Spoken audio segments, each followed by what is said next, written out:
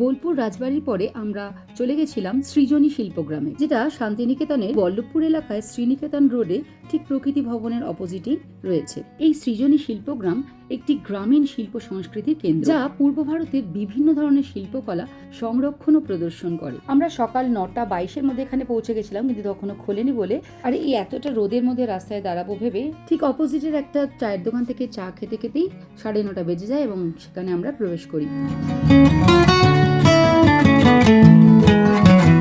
30 টাকা করে টিকিট, আর বাচ্চাদের জন্য 12 বছর অবধি 10 টাকা। 12 বছর অবধি 10 টাকা, স্টুডেন্ট হলে 10 টাকা, আর বাকি সবাই অ্যাডাল্টদের 30 টাকা। চলো।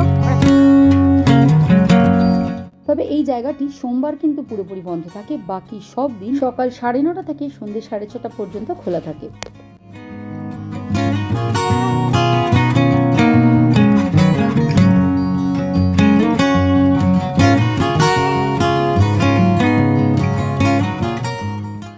জায়গাটা যেমন চারিদিকটা পুরো সবুজে ঘেরা, তেমনই শিল্প সংস্কৃতির নানা নিদর্শন দিয়ে খুব সুন্দরভাবে সাজানো রয়েছে।